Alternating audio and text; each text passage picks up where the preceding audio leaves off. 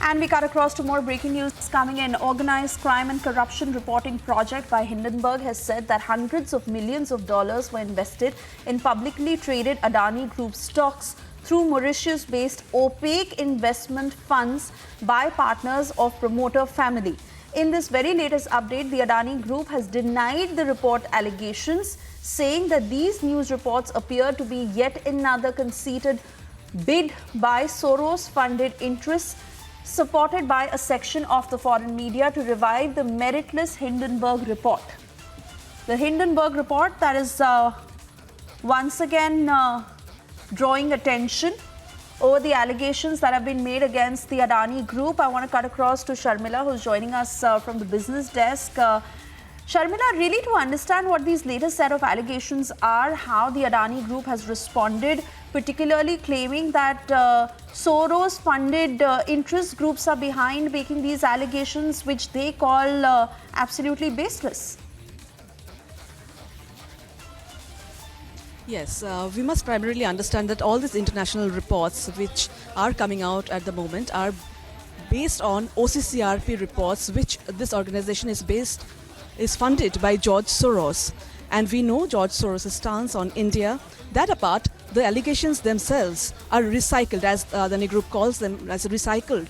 And they have been already investigated by SEBI. SEBI is still investigating some of these allegations, and a 6-member committee has completely investigated the Hindenburg report, and the Supreme Court has primarily given a clean chit to the group based on that report. But there is a bit of that report which is still awaited, and SEBI is supposed to conclude their investigation by September end.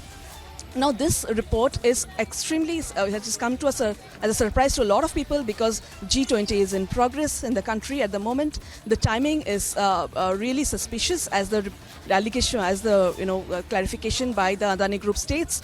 Moreover, all the cases which have been highlighted by these reports by Financial Times, etc., these have been logically concluded by the Supreme Court in its earlier findings, in its earlier order. So why are these allegations being recycled? The allegations about FPI's foreign involvement, foreign investment in the Adani Group, inflation of stock prices, these have already been given closure. So these are being raked up again. So the timing and the repeat allegations based on the same facts is a question that is going to be answered probably when SEBI finally brings out its report by mid-September.